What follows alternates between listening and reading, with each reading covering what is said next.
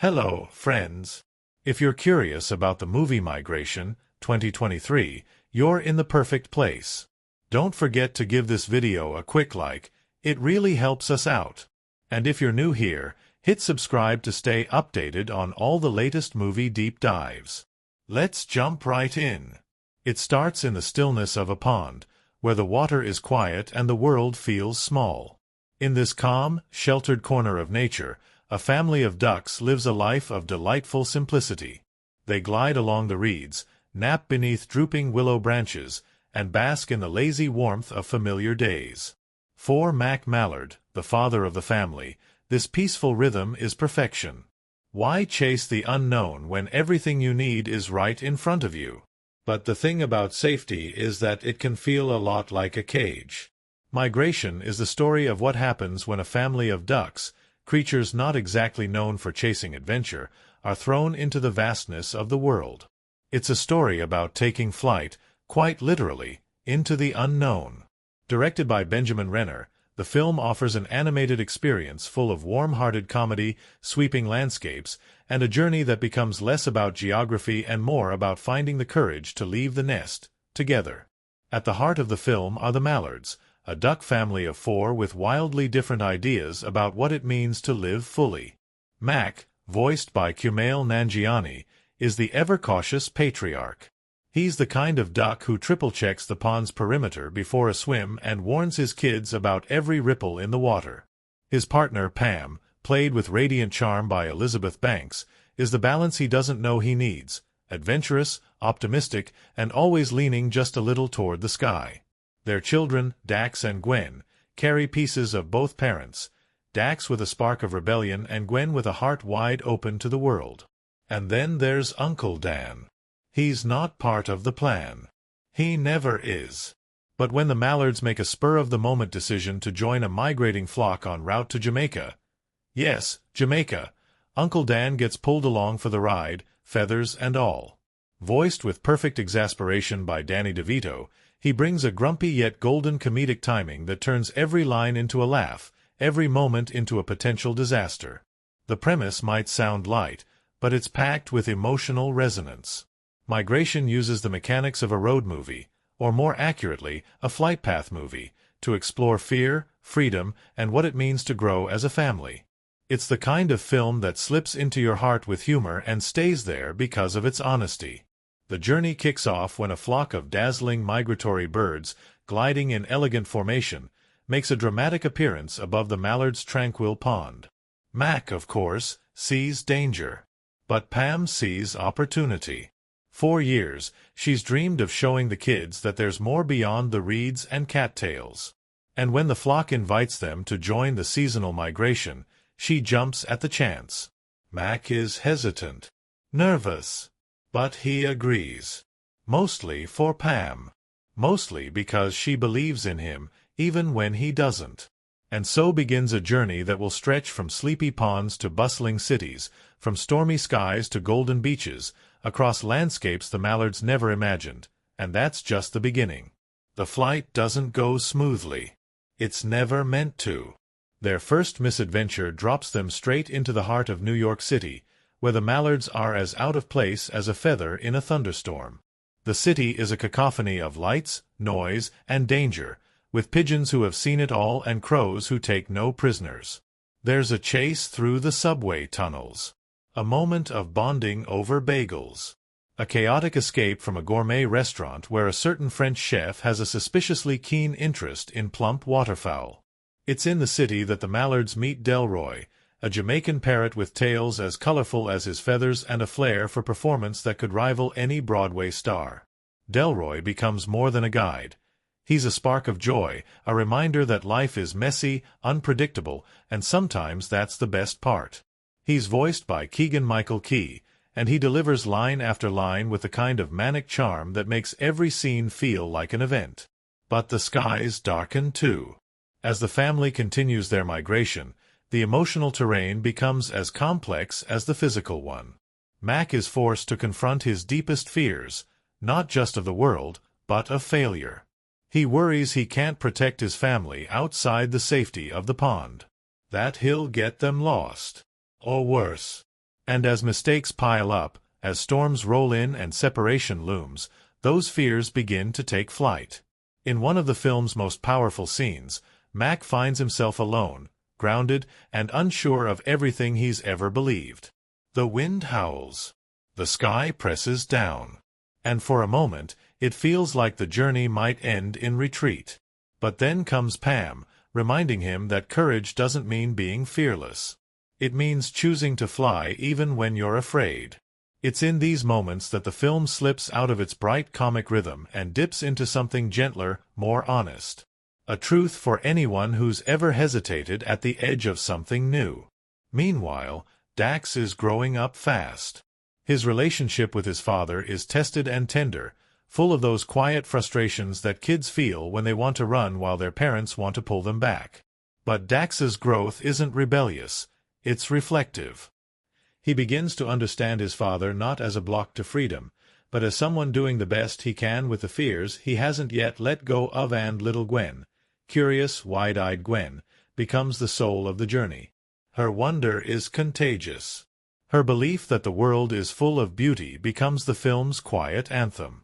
When things go wrong, and they do, it's Gwen's small voice asking, "What if we tried again?" that pulls the family forward. What makes Migration sing is not just the humor, though it's generous, or the visuals, though they are stunning, but the way it carries weight without shouting about it. It teaches gently. It leans into its metaphors without making them heavy-handed. The migration is literal, but it's also everything else, a movement toward bravery, togetherness, openness. The animation, too, is a marvel. The skies feel endless. The feathers flutter with impossible softness. Storm clouds crackle with real menace, and sunlight filtering through palm trees feels like a postcard come to life. There's something painterly about the landscapes, like someone poured watercolor into the air and let it move with the wind. And the flying sequences? They're not just pretty, they're felt. Each lift, dip, and glide pulls you along, makes you feel like you're riding on air. But the beauty is always rooted in character. The mallards aren't perfect. They bicker. They panic. They doubt. And that's what makes them real. The animation doesn't just draw them, it animates their love, their worry, their triumphs. A wing over a sibling's shoulder. A glance exchanged between parents. A child looking back one last time before taking flight. These details don't just fill the screen. They fill the story. As the journey nears its end, the family finds themselves faced with a final challenge. A storm. A real one this time. Raging, dangerous, the kind that could end it all. They must decide whether to turn back or push forward. And it's not Mac who leads the charge this time. It's Dax. And Gwen. And Pam. Together. The family Mac tried to protect has grown into a force he never expected. And in the final moments, as the clouds part and the ocean gleams below, the mallards descend, tired, changed, but more together than ever. They didn't just reach Jamaica. They reached something bigger, a new understanding of themselves and each other. Migration is a reminder that safety can be sweet, but growth happens in the stretch. That the world is vast and strange and sometimes terrifying, but it's also dazzling. That families are not made perfect by staying still, but by choosing to fly together through the turbulence. And somewhere, in a quiet pond not so far from where it all began, the ripples remain. A sign that someone once leapt, and dared to soar. The pond was still, as always. Its surface, a mirror of the gentle sky, reflected the same cattails, the same lily pads, the same winding dragonfly trails that Mac Mallard had seen every day since he'd taken flight with Pam and settled down to raise their family. Everything about this place hummed with sameness, with safety. To Mac, it was the pinnacle of wisdom, order, familiarity, predictability. His feathers were always dry. His family was always near. There were no predators lurking, no accidents waiting in the wind. It was all perfectly, wonderfully ordinary. And he liked it that way. He had grown into the role of protector, of planner. His days revolved around his kids, Dax, their teenage son already beginning to stretch his wings toward freedom, and Gwen, their curious little daughter, who looked at everything with wide eyes and saw adventure where Mac only saw risk. Pam, ever the optimist, was the heartbeat of the family, always nudging, gently challenging, her husband's deep-seated love of routine. She'd been patient with Mac's worry, understanding even. But she hadn't stopped dreaming of more. And more came circling into the skies above the pond one crisp morning, just as golden leaves whispered that autumn had arrived. A migratory flock, sleek and precise in its V-shaped formation, soared overhead in perfect unity. Their cries echoed down, foreign and thrilling. They moved with purpose, birds of the world, headed to Jamaica, riding the currents of something ancient, something wild. Pam's eyes lit up. The idea slipped into the water like a skipped stone, an adventure, a migration, a chance for the Mallards to do something extraordinary together. She presented it like a possibility, but there was something in her voice that made it clear she'd already decided. The children were ecstatic. Gwen clapped her wings. Dax smirked with a "finally." But Mac? Mac hesitated. He imagined the dangers, storms, predators, city traffic, humans. All of it. His mind spiraled into every worst-case scenario. But Pam's hope was infectious, and her quiet confidence chipped at his resistance. And in the end, Mac didn't agree because he was convinced. He agreed because he didn't want to be the reason his family didn't see the world. So they prepared. Not in the way seasoned migratory birds might, but in the haphazard way families do when embarking on something entirely new. There was a scene, both chaotic and charming, where Pam read off a packing list and Mac interjected with increasingly ridiculous survival supplies: emergency food pellets, feather dryers, a wing-warming scarf. Uncle Dan, Mac's cantankerous and sluggish brother, overheard their preparations and made the fatal mistake of commenting. One passive jab later, he found himself reluctantly swept into the journey, waddling behind the rest with muttered complaints and a suitcase full of snacks. And then, flight. The departure was messy. Mac tried to give instructions like a conductor, arms flapping with overemphasis. Dax ignored him. Gwen zigzagged with glee. Pam laughed. They lifted off in a whirlwind of feathers and enthusiasm, the pond shrinking beneath them until it was nothing but a familiar smudge. The air was different up there. Brighter, wider, terrifying.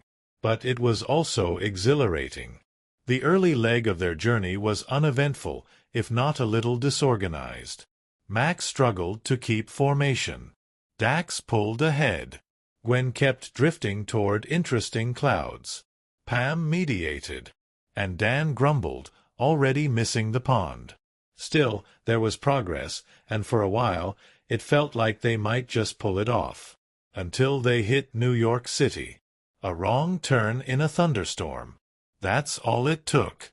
The winds grew aggressive, the sky darkened, and visibility dropped. The Mallards, disoriented and tossed by gusts, found themselves descending not onto a peaceful rest stop, but smack into the chaos of Manhattan. It was like entering another planet. Skyscrapers loomed like cliffs. Horns blared. Humans bustled in every direction. Pigeons, aloof, streetwise, and unimpressed, watched them with arched brows. The Mallards tried to regroup in a park, but within moments they were separated by a flurry of motion. Gwen and Dan veered left. Pam and Mac lost sight of Dax in a sea of flapping wings and panicked calls. It was here, in the frenetic pulse of the city, that the journey first frayed at its edges. Mac's anxiety spiked.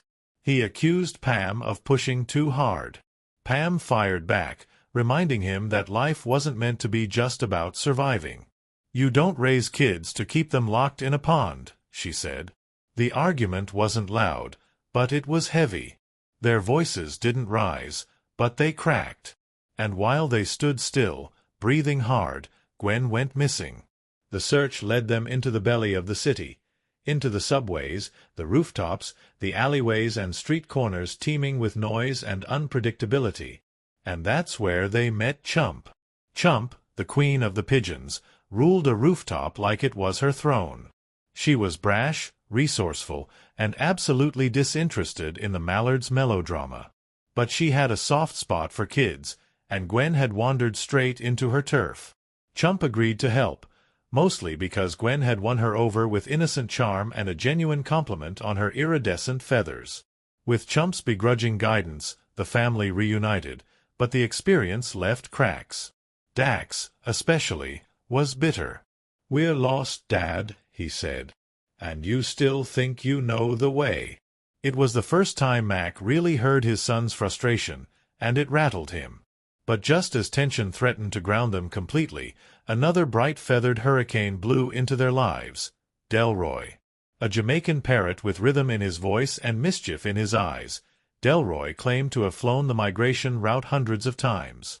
He spun stories of island breezes, palm trees, mango feasts, and reggae by the shore. Whether any of it was true didn't seem to matter. He believed it, and that belief pulled the mallards back into motion. Delroy offered to guide them the rest of the way. And while Mac remained suspicious, Pam encouraged the leap of faith. "We've followed worse plans," she whispered, smiling.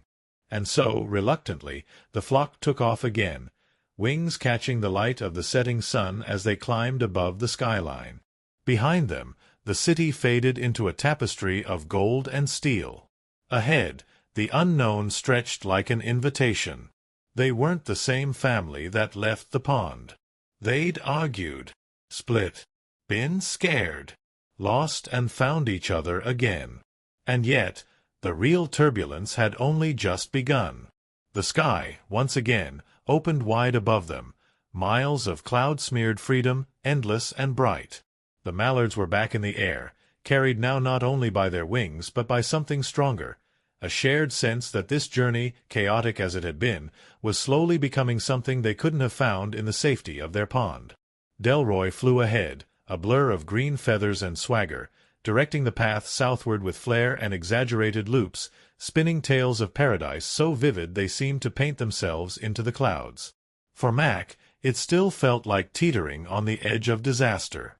He flapped with overcaution, constantly checking behind him for Gwen, scanning ahead for Dax, still doubting the wisdom of every mile. But something had shifted.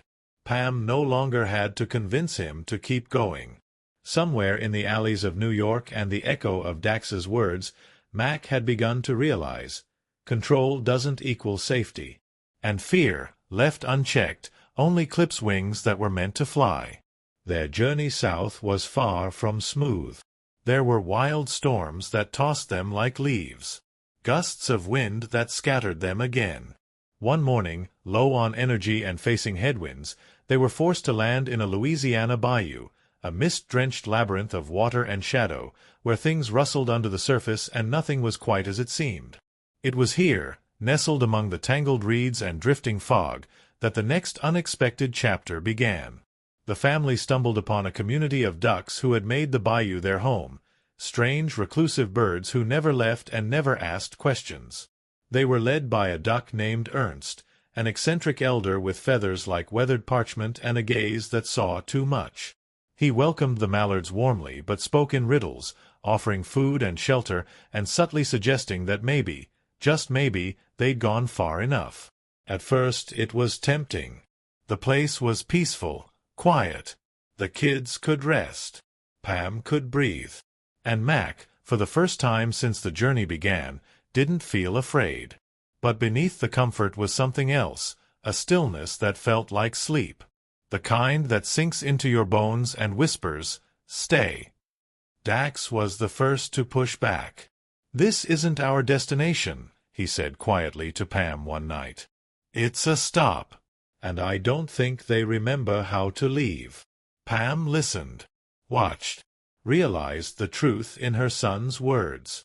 The next morning, with polite thank yous and gentle resistance to Ernst's vague warnings about the dangers beyond the swamp, they left. Delroy guided them back to the sky, and once again they were airborne, lighter this time, as if shedding the bayou had lifted more than just feathers. But peace didn't last long. Their next landing was accidental and alarming, a descent into what looked like a quiet farmyard but turned out to be a trap in disguise. The quaint barn, the feeders, the happy honking, it was all curated. The Mallards had walked, quite literally, into a duck trap. A gourmet chef named Gale was behind it all. The same one from the New York City chase, now resurfaced like a villain in a children's book, only real and far more determined. Gale wasn't the mustache-twirling type. She was meticulous, elegant, a predator cloaked in politeness. She welcomed them with warmth and cuisine. But as soon as the gates locked and the fences closed in, the truth came sharp and sudden. They were being prepared, not for a feast, but as the feast. What followed was a desperate escape that stitched comedy and tension into one breathless sequence. Gwen, with her small size, slipped through vents. Dax created a distraction by setting off a chaotic chain of flying pans and startled chickens. Uncle Dan, of all ducks, had a surprisingly heroic moment involving a grease-slicked floor and a frying pan to the shin. But it was Mac, terrified, trembling, and still not fully trusting his instincts, who made the final call that got them out. He barreled through the fence with sheer panic-fueled force, leading his family through an explosion of feathers, food, and furious kitchen staff. They escaped, breathless and messy, and flapped into the night sky like fugitives with their lives barely intact. That moment marked something permanent in Mac. He stopped thinking about the pond. Stopped trying to get back. The sky, with all its danger and unpredictability, had become home. The journey had stopped being about a destination. It was about becoming the kind of duck who could take flight despite it all. And so they flew. Their final approach to Jamaica wasn't grand or cinematic. It was quiet, humble. They spotted the island through clouds, bathed in morning gold. The ocean shimmered below, the palm trees swayed, and the beach unfurled like a welcome mat. Delroy cried out with joy, speeding ahead, his voice echoing like a triumphant trumpet. The Mallards descended. They landed on warm sand, trembling, wings aching, eyes wide. They'd made it. But what they found on that beach wasn't perfection. It was community. Flocks from all over the world. Birds unlike any they'd seen. A place where the stories were shared under starlight and laughter blended with waves. It wasn't the safety Mac once worshipped. It was something far better. It was belonging. And it wasn't just a vacation. It was transformation. Gwen found other young birds to play with. Dax, now confident and steady, flew races along the coast. Pam watched her family bloom in the sun, and Mac, he stood at the edge of the water, staring at the horizon. There was no fear anymore. Just possibility. The trip back came, of course. All journeys do. But when they flew home, it wasn't with the urgency of escape or the heaviness of unfinished business. It was with pride. With memory. With wings no longer hesitant. And the pond? It hadn't changed. But they had. Mac no longer feared what lay beyond its edges. Because he had seen what the world could be, how messy, how wide, how beautiful. And as he looked at his family, all safe, all stronger, he finally understood something that had always eluded him. You don't protect your family by never leaving. You protect them by leading them into the sky, even when the wind feels uncertain. And when he looked up, he didn't see a cage of clouds. He saw an invitation. And he answered it. In the heart of migration, beating beneath the feathers and far-flung landscapes, is a story not just of motion but of transformation. A journey that begins not in the sky, but in the minds of a family, each one of them carrying something they don't yet understand, something waiting to be cracked open mid-flight.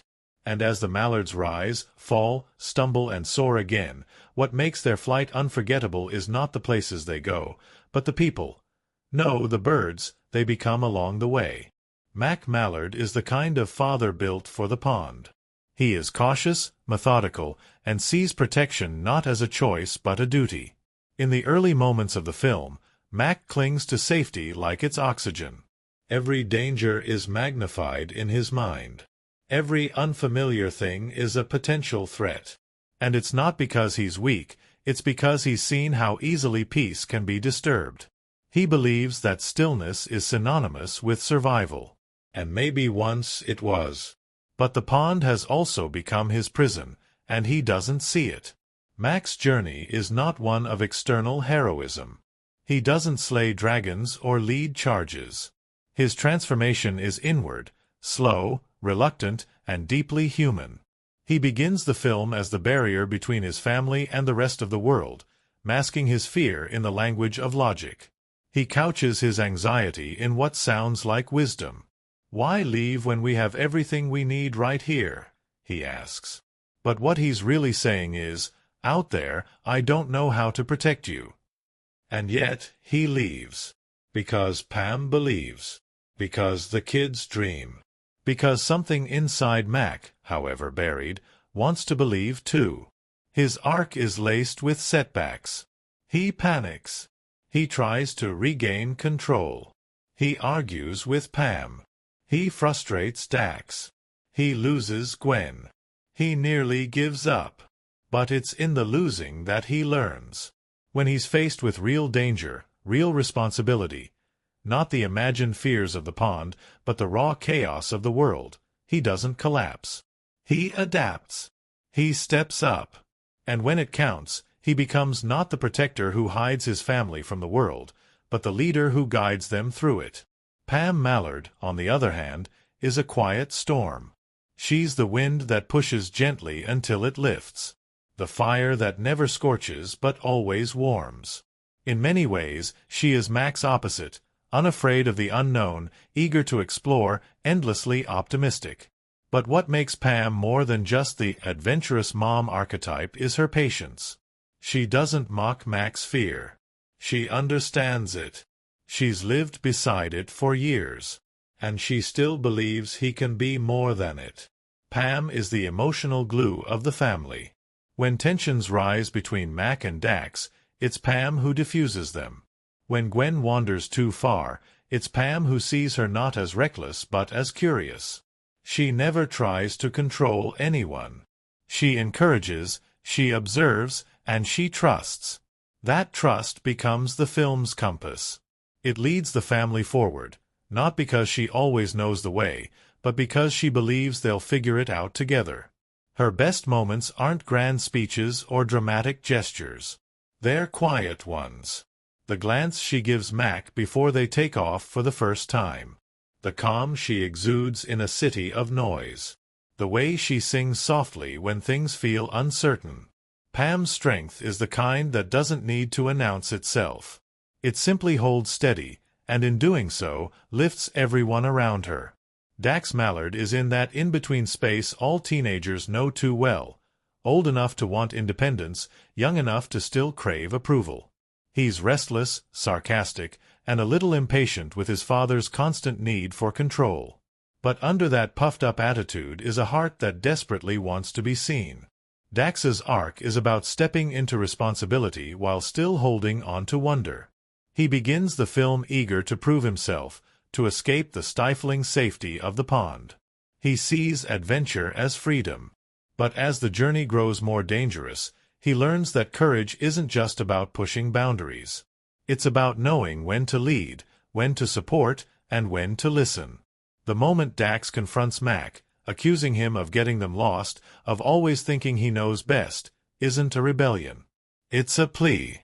To be heard. To be respected.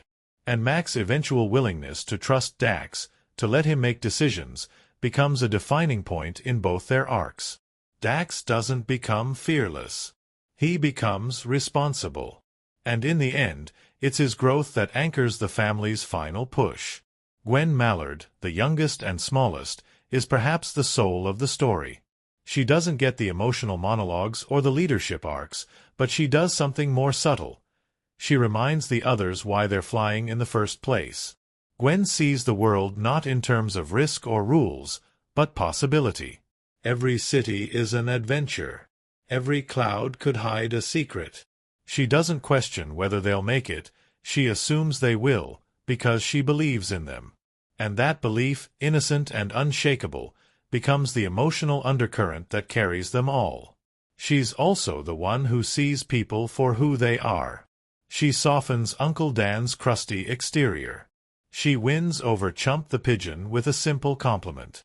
She helps Delroy remember what it feels like to fly for fun, not survival. Gwen doesn't need to be brave, she just is. And her wide-eyed enthusiasm never comes across as naivety. It's her superpower. Uncle Dan, the reluctant tag-along, plays the role of comic relief. But as the story unfolds, he becomes something more. At first, he's the curmudgeon who complains about everything. His back, his feet, the lack of proper snacks. But there's a vulnerability in Dan that begins to show.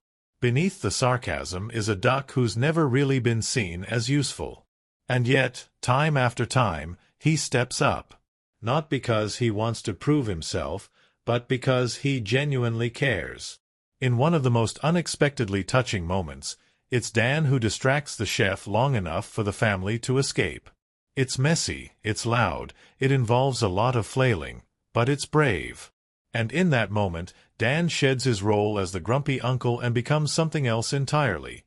A mallard who, like the rest, is growing. Then there's Delroy, the parrot who joins their journey midstream, feathers bright and confidence brighter. Delroy is a ball of energy, a storyteller with a flair for the dramatic. But as the film goes on, it becomes clear that his stories are more than entertainment. They're a shield. Delroy has been flying solo for a long time. He talks big because silence is scarier. He boasts because being alone has taught him that visibility is safety. But the mallards let him in. They don't question his stories. They don't mock his exaggerations. And slowly, Delroy stops performing and starts connecting. He becomes a real friend, not just to the family, but to himself. His laughter, once a cover, becomes something genuine. By the end, when he leads them into Jamaica, there's no performance left. Just joy. Even the minor characters leave marks. Chump the Pigeon is a standout. Tough, no-nonsense, and oddly maternal. Her rooftop kingdom in New York is both chaotic and strangely comforting. She helps the mallards not because she believes in their quest, but because she sees something in them that she's forgotten in herself. Family. Real, messy, and worth protecting. And then there's the chef, Gale, a rare animated villain built not on rage, but precision.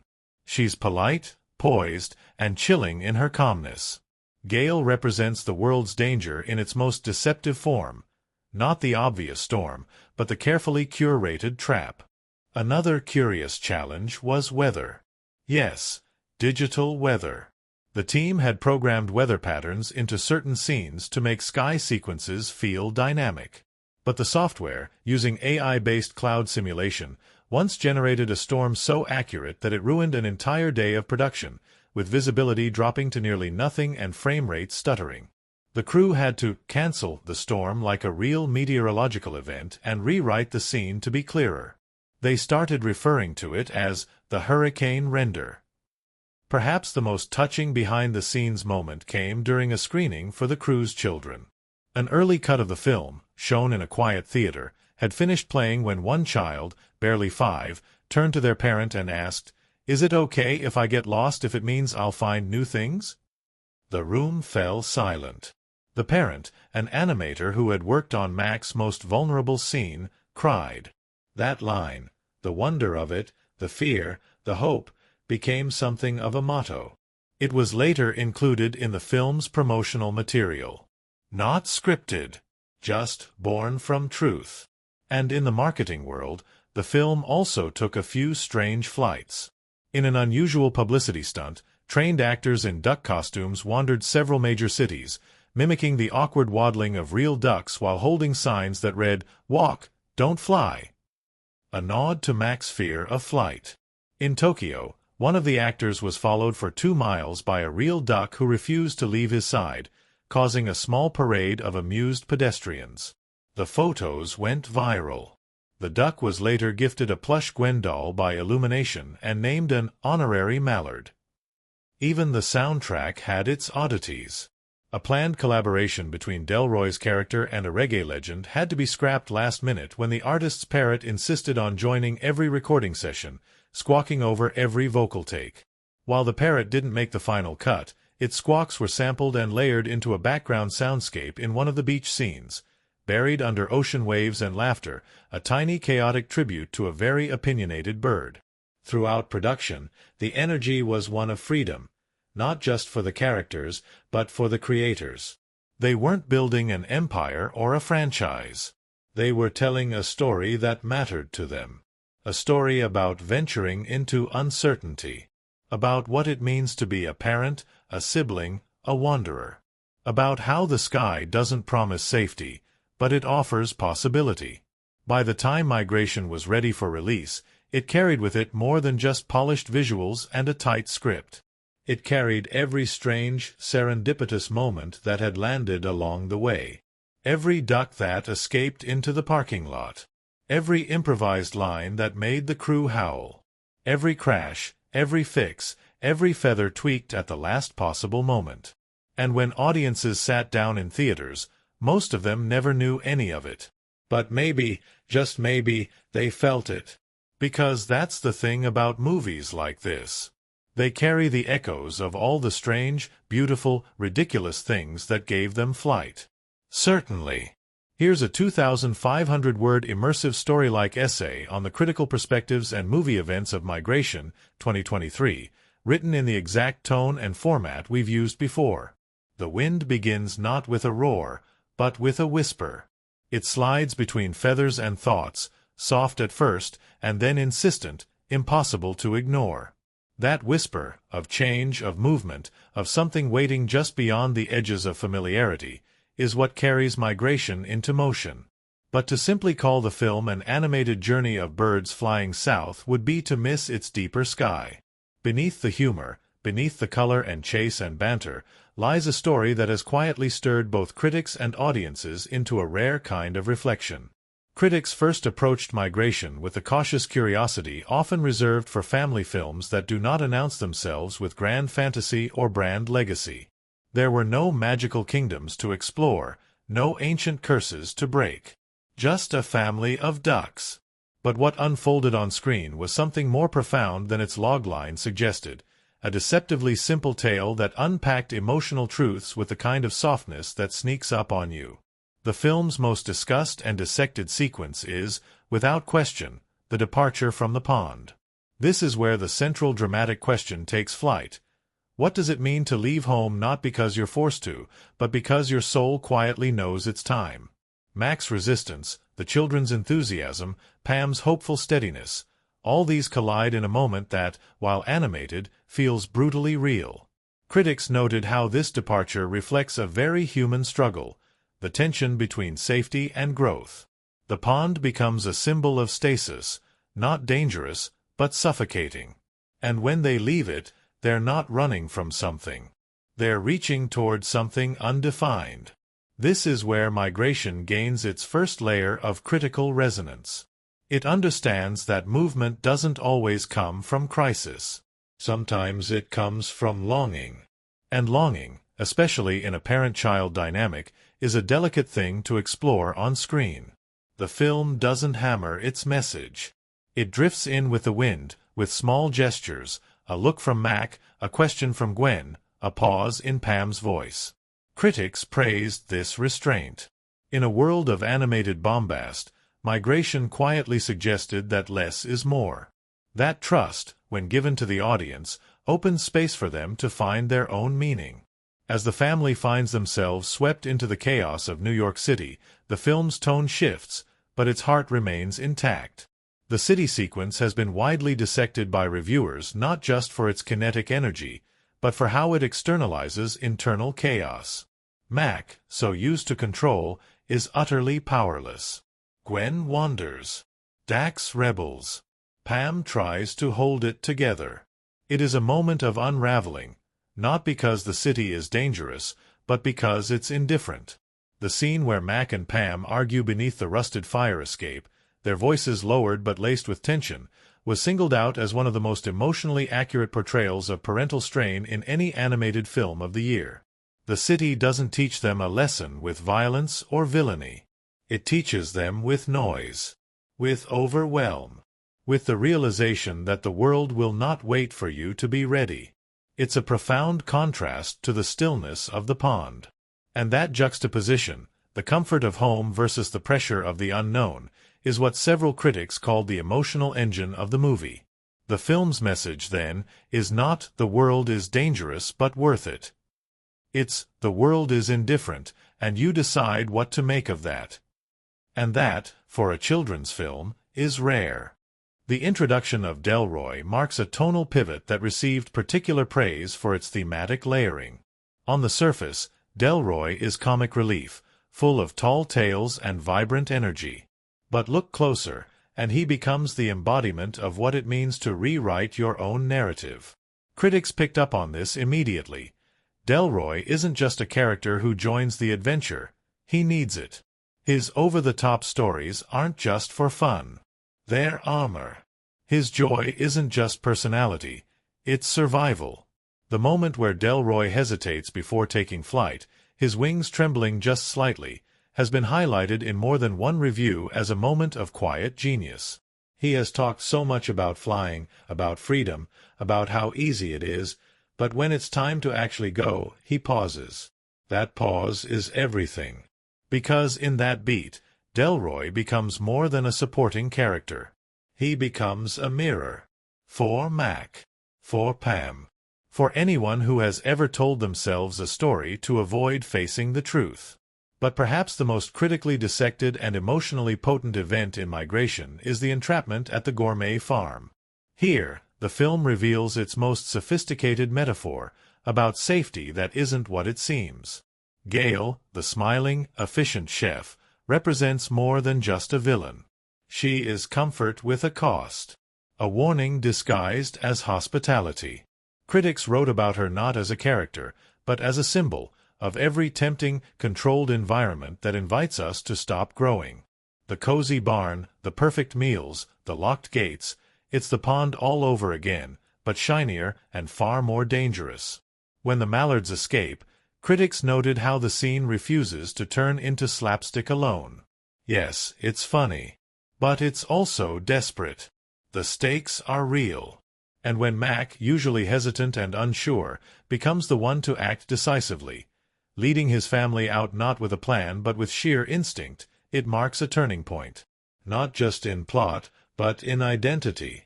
He is no longer the duck clinging to safety. He is the father who knows when to leap. From a critical standpoint, this moment is essential. It answers the film's central question: what does bravery look like when you're still afraid? And the answer is, it looks like moving anyway.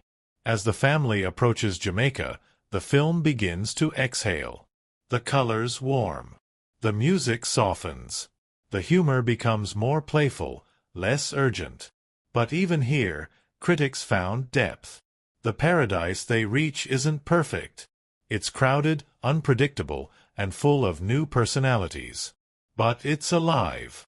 And that aliveness, that vibrant, buzzing energy, stands in complete contrast to the stillness of the opening pond. This closing act becomes a thesis. Movement is messy, but it's life. Critics appreciated how the film resisted tying everything into a neat bow. There's no grand final villain. No single climax. Instead, the resolution is internal. Mac watches his children thrive. Pam lets her joy shine unfiltered. Gwen runs barefoot into the sand, and Dax laughs like someone who's finally been understood. And Mac, he just watches and breathes. That breath, that slow exhale, is what many reviewers described as the emotional exclamation point of the film. It doesn't end with a bang. It ends with peace earned through motion. Audience responses mirrored critical praise but added a deeper layer of personal resonance. Families saw themselves in the mallards. Parents wrote about crying quietly during the argument scenes, where Pam tells Mac, "You can't keep them safe from life. You can only guide them through it." Children loved Gwen's fearlessness. Teens connected with Dax's frustration and growth. And more than one viewer, adult and child alike, left the theater saying, "I want to go somewhere new." Educational experts even weighed in, noting how migration could be used in classrooms to discuss themes of resilience, emotional intelligence, and open-mindedness. One child psychologist praised the film for showing conflict within a family that wasn't loud or cruel, but rooted in love and misunderstanding. "This is what healthy growth looks like," she said. "Messy, real, kind." The film's subtleties, its refusal to shout its meaning, have become part of its quiet success. It isn't flashy.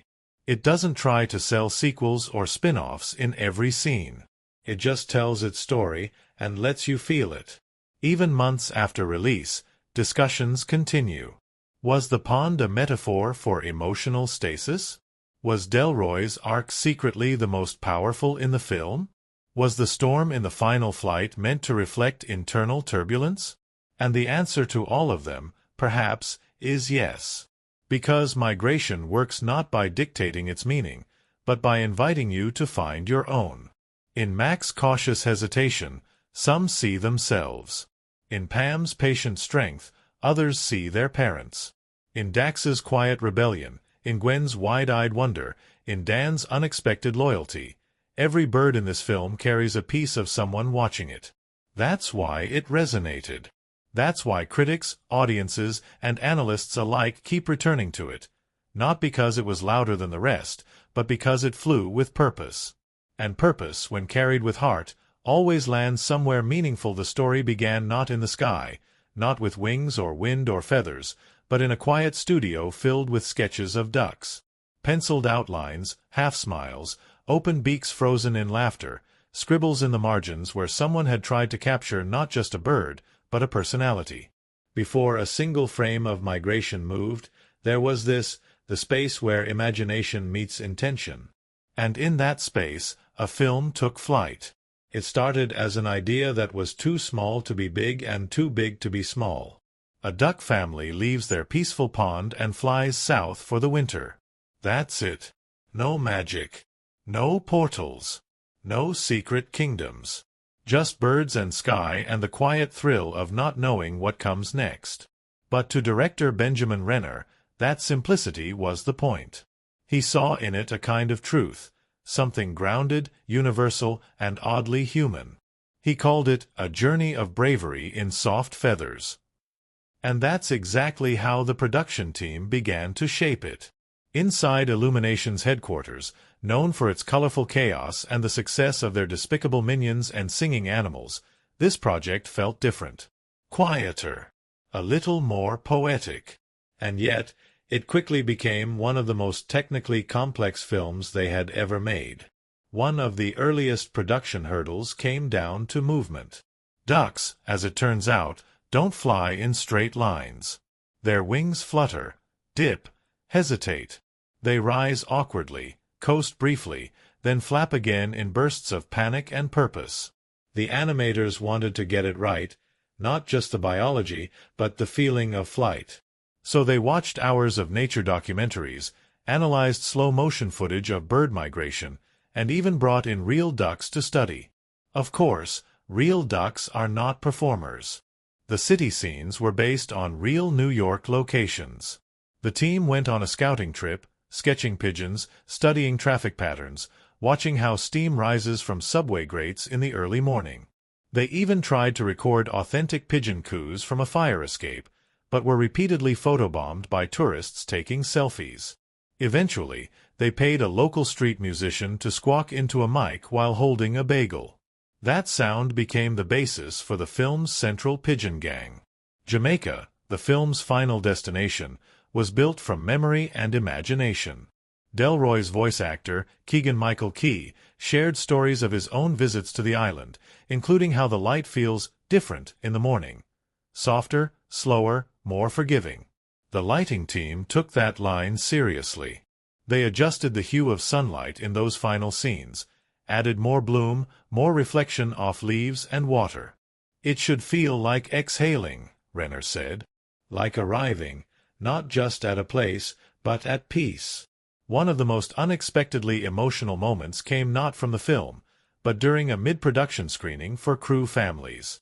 A short scene where Gwen asks her dad, "Will the sky always be this big?"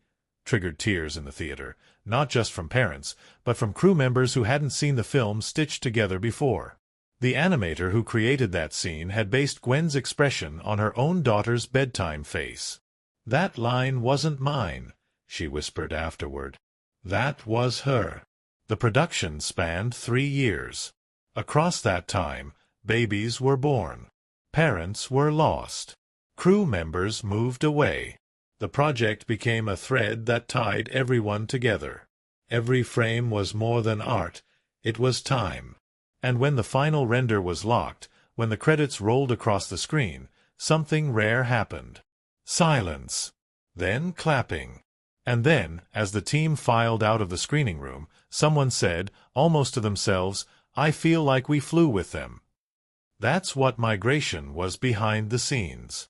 Not just a film. Not just a product. But a flight. With feathers ruffled. With weather weathered. With every voice, every laugh, every crash, every fix stitched into the wind. It begins with stillness. A pond so quiet, the ripples seem hesitant to move. A patch of green cradled by trees. It's here, in this quiet corner of the world, that Migration plants its roots, not in spectacle, not in noise, but in calm. And from that calm, it asks a question that reverberates through every wing beat and every cloud-choked sky the mallard family flies through. What does it mean to let go of safety in pursuit of something unknown? This is a film of flight, yes. Of feathers and distance. Of sky. But what lies beneath the obvious is a story pulsing with deeper rhythms. With symbols that stretch beyond animation and into metaphor. Because Migration isn't just about going somewhere, it's about becoming someone. And each step, each lift off the ground, each crash and regroup, is more than plot. It's a reflection. At the heart of the story is Mac Mallard, the embodiment of safety. His character is the emotional thesis of the film, and his internal battle is its thematic spine.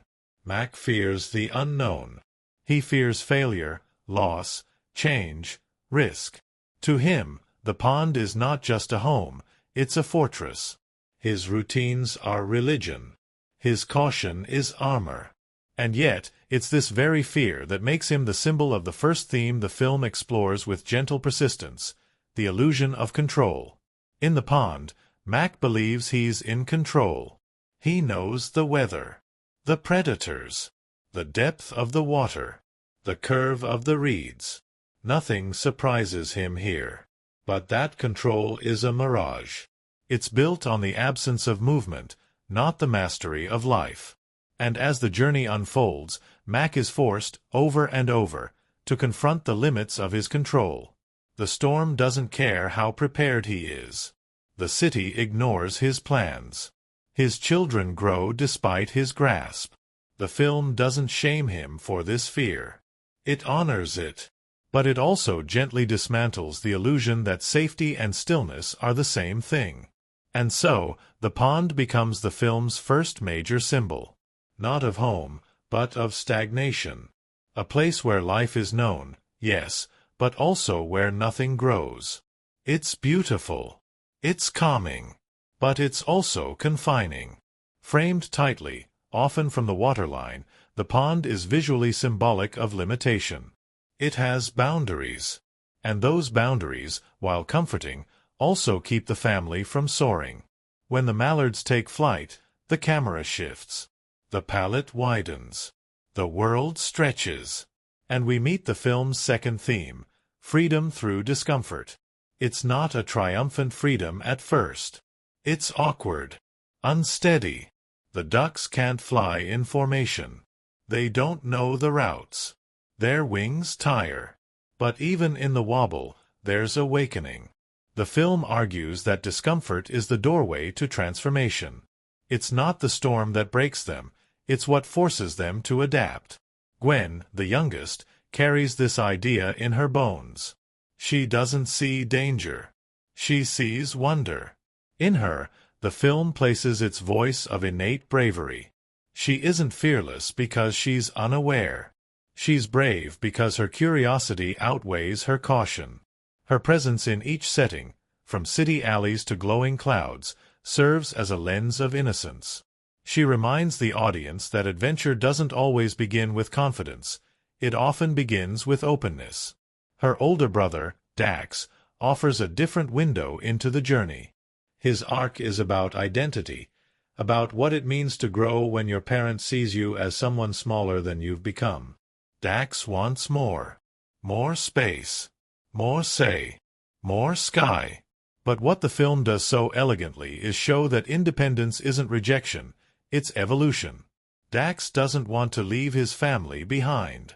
He wants to be trusted within it. His tension with Mac isn't about rebellion, it's about recognition. This brings us to one of the film's most emotional themes, parenthood and letting go. It plays out in the spaces between words, in Mac's glances toward his children, in Pam's subtle encouragements, in the silence that falls when a decision is made and a parent has to let a child lead.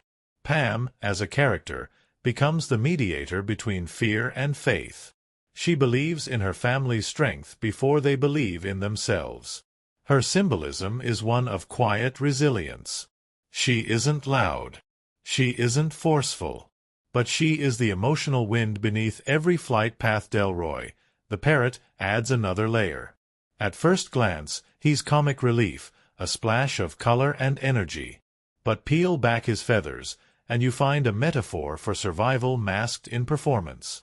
Delroy's grand stories, his boasts, his rhythmic speech, all of it is armor. He has flown alone for too long. His freedom isn't full, it's performative. What he gains in joining the Mallards is not just companionship. It's vulnerability. And through him, the film speaks about community as healing. About how we sometimes use charisma to keep others from seeing our loneliness. The settings themselves reinforce these themes, each location acting as an emotional mirror. The city is disorientation. It's loud, layered, indifferent. The ducks are dwarfed by steel and shadow. But the city is also possibility, a place where they must rely on each other to survive. The cinematography compresses and tightens in the city scenes, mimicking anxiety. But it also lights up in unexpected places. Cracks of sunlight between buildings, graffiti that glows under train lights. The message? Even chaos contains beauty. The bayou, with its fog and stillness, represents seduction through comfort. The city is disorientation. It's loud, layered, indifferent. The ducks are dwarfed by steel and shadow. But the city is also possibility, a place where they must rely on each other to survive. The cinematography compresses and tightens in the city scenes, mimicking anxiety. But it also lights up in unexpected places. Cracks of sunlight between buildings, graffiti that glows under train lights. The message? Even chaos contains beauty. The bayou, with its fog and stillness, represents seduction through comfort. The ducks they meet there have stopped flying, stopped dreaming. They exist in a kind of murky hypnosis. The symbolism is sharp. Not all safety is intentional. Some safety is stagnation disguised as peace. When the Mallards choose to leave, it's not a rejection of calm, it's a reclaiming of motion. The gourmet farm becomes perhaps the film's most poignant symbol, a gilded cage. Everything there is pristine, curated, delicious. But behind the beauty is control. Gale, the villainous chef, represents the danger of disguised intentions. She is polite, soft-spoken. Her menace lies in her smile. This setting teaches the family that not all danger looks dangerous. Sometimes, it comes with napkins folded just so. The kitchen becomes a battlefield not just for survival, but for autonomy.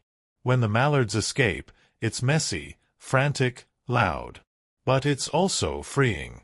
They've learned the cost of comfort without agency. And in that chaos, they find clarity.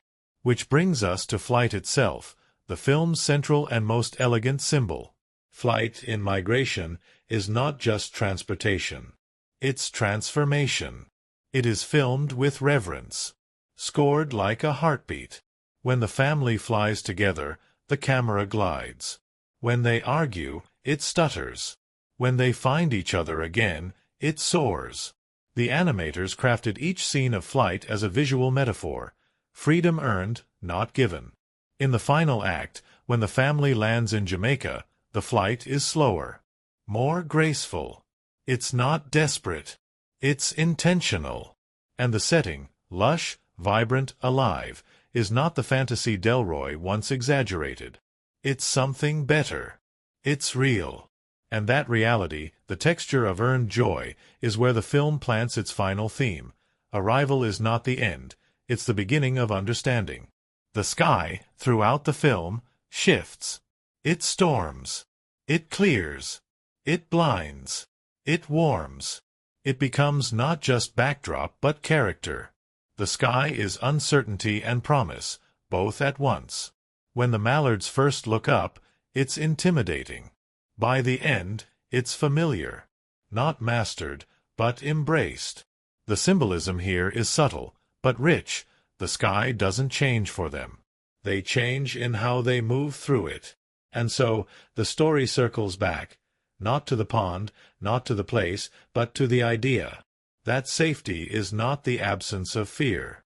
That freedom is not the absence of failure.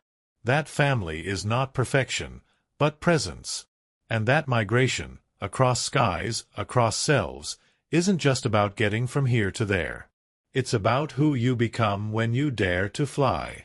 It begins, as all stories do, in the dark. Not in the theater, not quite yet, but in a different kind of darkness, the space where ideas float unformed, where storyboards are blank, and the first flicker of animation hasn't yet come to life. That's where migration found its wings. Long before feathers fluttered or wind whispered past digital beaks, the film existed in conversations, in sketches, in questions. What if a duck family flew south for the winter? What if the sky wasn't just backdrop, but story? What if animation could move like memory? Fluid, unpredictable, breathtaking. These weren't technical questions. Not at first. But answering them demanded technical brilliance. To bring a story like Migration to life, Illumination knew it couldn't simply reuse the tools and rhythms of its past hits. This wasn't Minions or Sing. This was quieter, more emotional. It needed a different language, one built not on visual noise, but on resonance. So they rewired the machine, reinvented their process. And what followed was a production journey full of innovation, risk, and a reverence for detail that turned even the simplest frame into something meaningful. The first breakthrough came with light. Lighting, in animated films, isn't just about brightness. It's mood. It's emotion. And for Migration, light became the emotional compass of every scene. The team developed what they dubbed the Sun Shader, a dynamic lighting engine that could simulate time of day, cloud cover, and seasonal hue changes in real time. The sun in this film didn't just shine, it breathed. It warmed when characters found peace. It dulled when tension rose. It fractured through branches like memory. In one early sequence, when Pam first glimpses the migrating flock above the pond, the lighting subtly shifts from soft gold to a cooler, crisper tone. The change is barely perceptible. But emotionally, you feel it. Possibility. Distance. The quiet ache of, what if? The water, too, was its own miracle. The opening pond, still, glistening, bordered by reeds, was created using a new layering technique that merged digital fluid dynamics with hand-drawn reflections. The water didn't just reflect, it shimmered with subtle distortions, as if it had its own nervous system. When the ducks fly over lakes, rivers, oceans, you can see the ripple of their wake not just beneath them, but mirrored in their eyes. That kind of micro-detail wasn't necessary, but it mattered. Because Migration wasn't just aiming for realism. It was aiming for intimacy. And then there was flight. Flight had to feel real.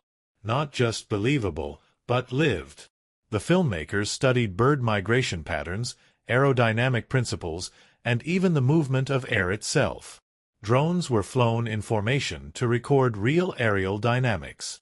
The camera team was told to think not like animators, but like wildlife documentarians. That shift in philosophy changed everything. Flight scenes weren't storyboarded in the traditional sense. They were flown, mapped like air ballets, timed to emotional beats. The feather flow system, newly developed for the film, became a game-changer. It allowed each feather to respond to environmental factors: wind, friction, temperature. In slow-motion shots, you could see feathers rustle independently. In storms, they clumped. In the humid haze of the bayou, they drooped just slightly. The realism was astonishing. But more importantly, it served the story.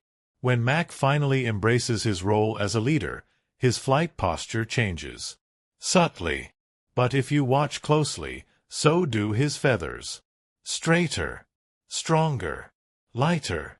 The camera work, entirely virtual yet profoundly human, was guided by emotional logic.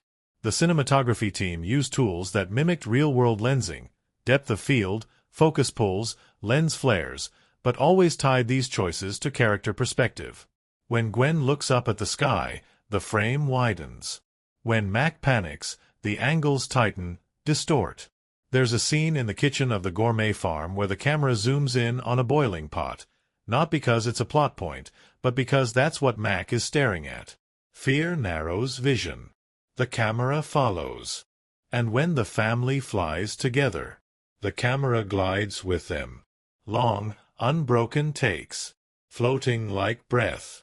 The audience doesn't just watch them soar, they soar too. That was the goal. But no image stands alone. Sound design became the film's heartbeat. Every wing beat, every gust, every distant honk, recorded in layers, mixed with precision. The sound team even built a custom wind chamber, an open-air recording booth where they could capture how different materials moved in breeze. Cloth, feathers, plastic. The whoosh you hear during the final storm isn't synthesized. It's the sound of a parachute unfurling in a wind tunnel, mixed with slowed bird calls, layered with thunder captured in a canyon. There's a science to it, but also poetry. Dialogue was treated with equal care. Kumail Nanjiani, Elizabeth Banks, Danny DeVito, they weren't just reading lines. They were performing beats, emotional rhythms. Improvisation was encouraged, but not chaos. Renner directed performances like music, asking for tempo, pitch, softness. When Mac and Pam argue in New York, their lines overlap. Not because they were written that way, but because that's how they recorded them. Together. Interrupting. Pausing. Listening. That honesty bleeds into the film. Editing was the final sculptor. Scenes were cut not for speed, but for cadence. Long shots were allowed to breathe. Silences held. When Mac watches his children sleep after their first hard day, there's no dialogue. No score. Just ambient noise. Breathing. Wind. The scene is barely a minute, but it feels eternal. Because that's how memory works. The score, by composer John Powell, wove through it all like a second narrative. Powell, known for his work on How to Train Your Dragon, brought his signature blend of orchestral majesty and folk instrumentation. But for Migration, he stripped it back. More flutes. More air. Fewer drums. The music follows emotion first. Instruments enter scenes like thoughts. A solo violin during a moment of doubt. A sudden swell when the flock appears. And always, always, the echo of a simple, recurring melody. 5 notes, like a call. Like home. When all of this came together, light, feathers, flight, sound, score, the film found its voice. And then, it needed to find its audience. The release of Migration came at a strange time. Audiences were divided, between streaming and theaters, between spectacle and story. The film didn't come with a built-in franchise. It wasn't a sequel. It was a quiet risk. But the gamble paid off. Opening to a modest $17 million, the film flew mostly under the radar in its first week. But word of mouth took hold. Reviews were warm. Families returned to theaters for second and third viewings. By the end of its run, Migration had grossed over $270 million worldwide. Modest compared to juggernauts, but extraordinary for a film so rooted in softness. It found its wings slowly, quietly, the same way it had been made. And in the months that followed, the conversations it sparked, the essays, the classroom screenings, the family discussions, revealed its deeper impact. People didn't just enjoy the film. They remembered it. And not just the jokes, or the chase scenes, or the music. They remembered the feeling. The lift in their chest when the mallards took flight. The hush of the theater when Gwen whispered a question. The breath they held when the storm closed in. That's what great filmmaking does. It doesn't just show. It carries you. And for 91 minutes, Migration reminded audiences, through craft, care, and quiet brilliance, that the sky is always there. Waiting. It's always easy to forget, when the lights dim and the screen comes to life, that behind every animated flick of a wing, every pause before a line, and every laugh that feels impossibly natural for a duck in a scarf, there are real people. Voices you recognize, maybe not at first, but somewhere deep in your bones. Performers who, for months and sometimes years, stepped into a sound booth and gave life to characters who don't exist anywhere except in pixels and in hearts. For Migration, that cast became its lifeblood. At the center of it all was Kumail Nanjiani, who voiced Mac Mallard, the reluctant father duck whose journey was as much inward as outward. Known best for his razor-sharp wit and signature deadpan delivery, Kumail brought something else into the booth for this role. His own anxieties, his real-life nervous energy, his tendency to overthink and catastrophize. "They didn't even need to write lines for me," he joked during an interview on a podcast. "They could have just mic'd me up at home, watching the news, and they would have had Mac." But jokes aside, his performance came from a place of truth. His voice trembled at just the right places. It cracked when it needed to. He didn't just read the lines. He felt them. In one recording session, during the scene where Mac apologizes to his son Dax for not trusting him, Kumail asked for a break. He needed a moment to collect himself. "It felt too real," he said quietly. "I didn't have a Mac growing up. But I want to be him now." And in that vulnerability, Mac was born, not as a cartoon, but as a reflection. Opposite Kumail was Elizabeth Banks, who voiced Pam with a warmth and quiet strength that shaped the emotional backbone of the entire film. Elizabeth, known for her versatility, wasn't new to animation, but this role hit differently. Pam wasn't just the supportive mom. She was the wind behind everyone else's wings. The one who knew how to hold steady when everything was falling apart. In a press junket, Elizabeth spoke about the intentionality behind Pam's tone. "I didn't want her to be mom with the answers," she said. "I wanted her to be mom who trusts. That's way harder to play." And it showed. Her performance wasn't showy. It was steady. Her line delivery never pushed too hard. It invited, reassured, and occasionally, when Mac needed it, gave him the nudge to leap. The chemistry between Kumail and Elizabeth, though recorded mostly apart, still crackled. Their sessions overlapped enough that they found a rhythm, a shorthand. The director described it as verbal dancing. One would improvise a sigh or stammer, and the other would pick it up and run. In a deleted moment from the early escape scene, the two characters argue over which direction to fly while being chased by pigeons. What wasn't in the script? Kumail yelling, "You can't fly and sass me at the same time," followed by Elizabeth's deadpan, "Watch me." The crew laughed so hard they forgot to hit stop on the recorder. Then there was Danny DeVito.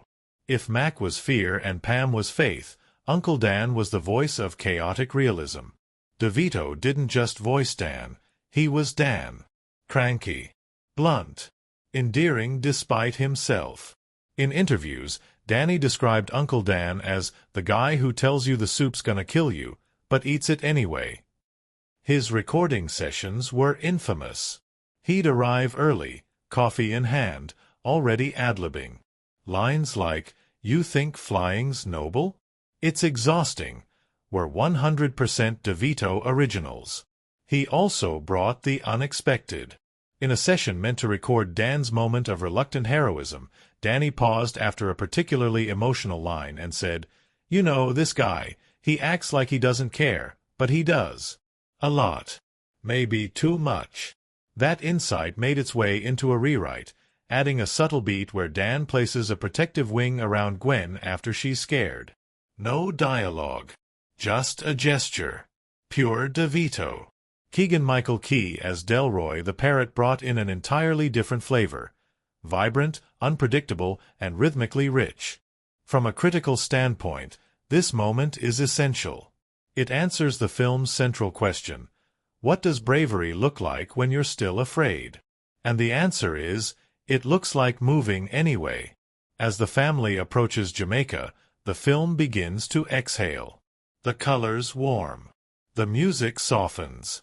The humor becomes more playful, less urgent. But even here, critics found depth. The paradise they reach isn't perfect. It's crowded, unpredictable, and full of new personalities. But it's alive. And that aliveness, that vibrant, buzzing energy, stands in complete contrast to the stillness of the opening pond. This closing act becomes a thesis. Movement is messy, but it's life. Critics appreciated how the film resisted tying everything into a neat bow. There's no grand final villain. No single climax. Instead, the resolution is internal. Mac watches his children thrive. Pam lets her joy shine unfiltered. Gwen runs barefoot into the sand, and Dax laughs like someone who's finally been understood. And Mac, he just watches and breathes. That breath, that slow exhale, is what many reviewers described as the emotional exclamation point of the film. It doesn't end with a bang. It ends with peace earned through motion. Audience responses mirrored critical praise but added a deeper layer of personal resonance. Families saw themselves in the Mallards. Parents wrote about crying quietly during the argument scenes, where Pam tells Mac, "You can't keep them safe from life. You can only guide them through it." Children loved Gwen's fearlessness. Teens connected with Dax's frustration and growth. And more than one viewer, adult and child alike, left the theater saying, "I want to go somewhere new." Educational experts even weighed in, noting how migration could be used in classrooms to discuss themes of resilience, emotional intelligence, and open-mindedness. One child psychologist praised the film for showing conflict within a family that wasn't loud or cruel, but rooted in love and misunderstanding. "This is what healthy growth looks like," she said. Messy. Real. Kind. The film's subtleties, its refusal to shout its meaning, have become part of its quiet success. It isn't flashy. It doesn't try to sell sequels or spin-offs in every scene. It just tells its story and lets you feel it. Even months after release, discussions continue. Was the pond a metaphor for emotional stasis? Was Delroy's arc secretly the most powerful in the film? Was the storm in the final flight meant to reflect internal turbulence? And the answer to all of them, perhaps, is yes. Because migration works not by dictating its meaning, but by inviting you to find your own. In Mac's cautious hesitation, some see themselves. In Pam's patient strength, others see their parents. In Dax's quiet rebellion, in Gwen's wide-eyed wonder, in Dan's unexpected loyalty, every bird in this film carries a piece of someone watching it. That's why it resonated. That's why critics, audiences, and analysts alike keep returning to it. Not because it was louder than the rest, but because it flew with purpose. And purpose, when carried with heart, always lands somewhere meaningful. The story began not in the sky, not with wings or wind or feathers, but in a quiet studio filled with sketches of ducks. Penciled outlines, half-smiles, open beaks frozen in laughter, scribbles in the margins where someone had tried to capture not just a bird, but a personality. Before a single frame of migration moved, there was this, the space where imagination meets intention. And in that space, a film took flight. It started as an idea that was too small to be big and too big to be small. A duck family leaves their peaceful pond and flies south for the winter. That's it. No magic. No portals. No secret kingdoms. Just birds and sky and the quiet thrill of not knowing what comes next. But to director Benjamin Renner, that simplicity was the point. He saw in it a kind of truth, something grounded, universal, and oddly human. He called it a journey of bravery in soft feathers.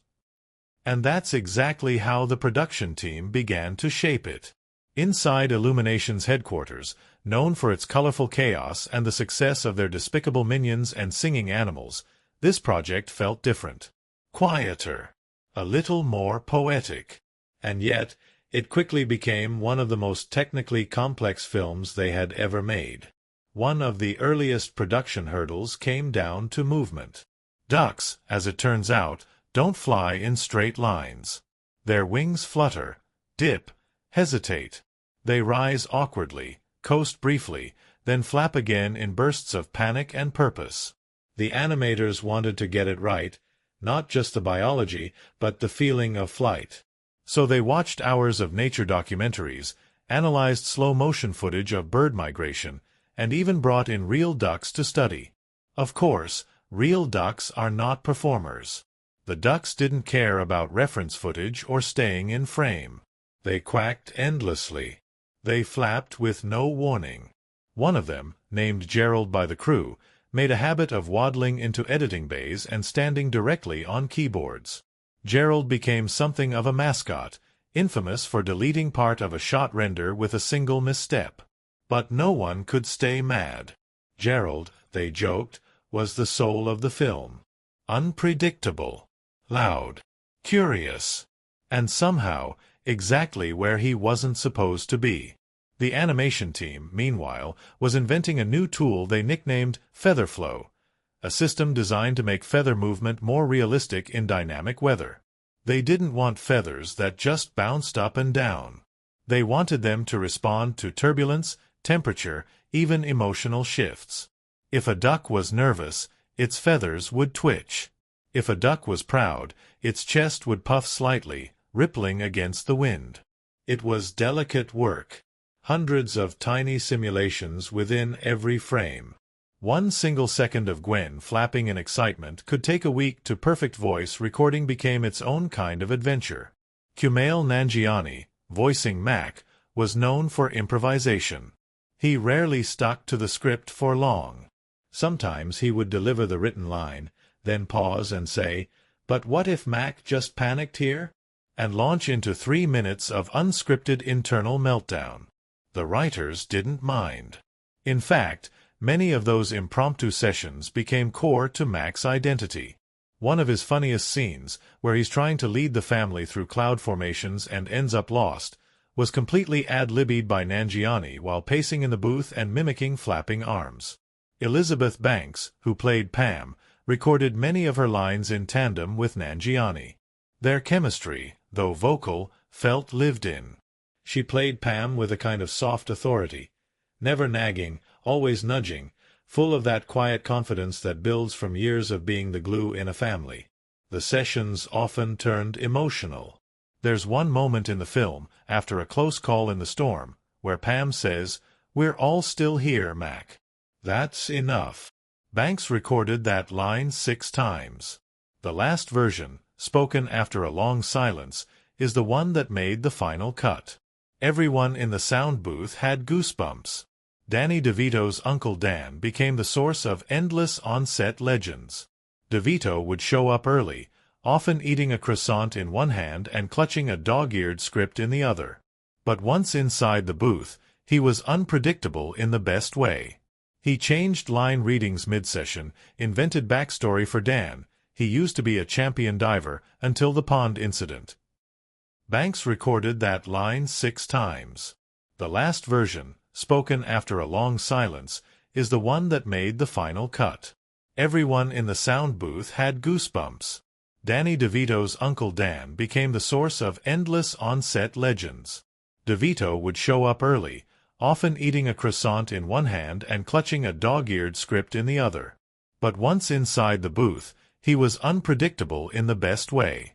He changed line readings mid-session, invented backstory for Dan. He used to be a champion diver until the pond incident, and regularly cracked up the sound engineers with off-the-cuff one-liners that never made the film but absolutely made the process better. In one deleted scene, Dan tries to start a pyramid scheme selling duckweed smoothies. DeVito improvised every line. The crew saved the audio just to play at rap parties. Keegan-Michael, who voiced Delroy the Parrot, recorded with headphones so loud the engineers had to turn the gain down just to stop the mic from vibrating. His energy was unmatched. He would dance, twirl, and occasionally break into reggae covers of pop songs between takes. Delroy's musical rhythm, the way he spoke in beats and bursts, was shaped around Key's natural cadence. At one point, an animator noticed the way Key rolled his R's and added a wing flutter to match. It became a character trait. Delroy doesn't just talk. He performs. The settings, too, required a kind of creative choreography. The New York scenes were based on location scouting trips where animators roamed Central Park and subway stations with sketchbooks. One artist even spent an afternoon watching pigeons scuffle over a bagel, trying to capture the exact moment when posturing turns into flapping. Those pigeons became the backbone of one of the film's standout scenes, a chase through the city where chaos and rhythm blend into a ballet of beaks and wings. To animate the storm sequences, the lighting team studied footage of real hurricanes and dust storms. They wanted the sky to feel like a character, not just a backdrop, but a force. Animators developed new tools to simulate cloud density, rain layering, and lightning that refracted through mist. The storm that separates the mallards mid-flight took 3 months to render. When the final version screened for the studio, there was silence. Someone whispered, "It feels like fear."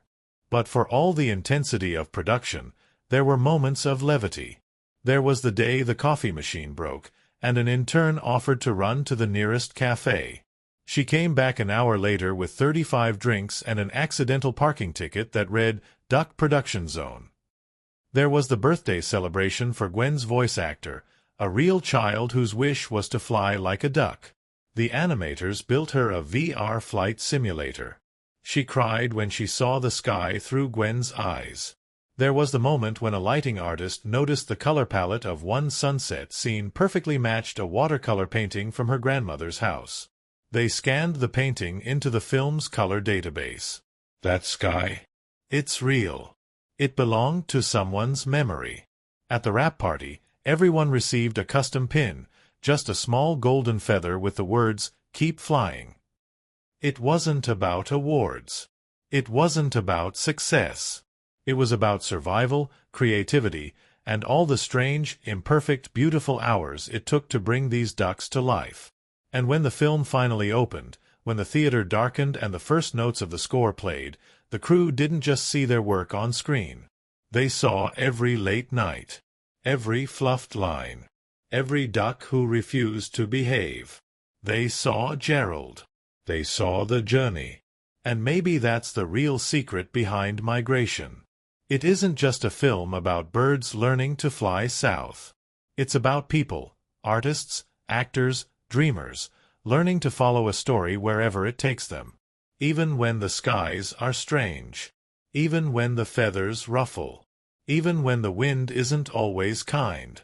Because somewhere out there, just beyond the storyboard and the render farm and the voice booth, there is a sky that belongs to everyone. And it's waiting. Before the first wing flapped, before a single gust of wind carried the mallard family skyward, the world of Migration had to be built, not in pixels, not in code, but in feeling. That was the secret guiding principle behind every setting, every backdrop, every stretch of sky and curve of city street. What mattered wasn't just what the audience saw, but what they felt when they saw it. This wasn't a movie about a journey. It was a journey of color, light, weather, and emotion, disguised as a flight south. The pond, their starting point, is deceptively simple. Gentle ripples. Tall grasses swaying in the breeze. A palette of soft greens and warm sun-dappled water. This pond isn't just a home, it's a character. It cradles the mallards in comfort, a space so serene that even time feels reluctant to move. It's where Mac feels most in control. Everything in the composition reinforces that sense. Framing is tight, the camera lingers, shadows fall predictably. Safety, visually speaking, means symmetry and stillness. But look closely, and the same stillness begins to feel like stasis. There's a dullness in the palette. The reflections in the water are perfect, almost too perfect. The cinematography captures the pond with a loving eye, but also an eye that's itching to move, hinting, perhaps, that comfort comes at the cost of curiosity. The framing subtly emphasizes borders, reeds fencing the edges, trees hemming the sky. You don't realize it at first, but the pond is already telling you, these ducks need to leave. When they do, the camera lifts with them, not just physically, but emotionally. Flight is filmed not from a distance but from within. We're with them, not observing them. Wind noise rushes past, and suddenly, the screen expands. Wide shots open up to reveal cloud formations that move like dancers, sunbeams that pierce through like revelation. The color palette becomes cooler, more dynamic. The sky is vast, unpredictable, and alive. Flight scenes in migration aren't just visual showcases, they're emotional meters. When the family is unified, the camera glides in graceful sweeps. When fear enters, the movement becomes erratic, the lighting shifts abruptly. When they're scattered, the shots fracture, characters split across frames, the sky swallowing one while another dips below. In the first real storm, clouds gather with an almost narrative pacing, swelling like an oncoming argument. Lightning doesn't just light the sky, it casts long, angry shadows across the ducks' faces. You feel disoriented, like them, like the air itself is no longer safe. Then, New York City. A setting so far from the pond that it feels like another planet. Gone are the soft edges. Here everything is sharp, vertical, loud. The buildings don't move, but they feel like they might. Reflections now come from glass and chrome, not water. The city scenes are claustrophobic by design. Framing is tighter, the pace faster, the cuts more frequent. Cinematographer influence here is evident in the contrast. Bright neon clashes with long shadows, constant motion cuts across still figures. The ducks, so small amid this sprawling man-made jungle, look out of place because they are, and the film wants you to feel that dissonance in your bones.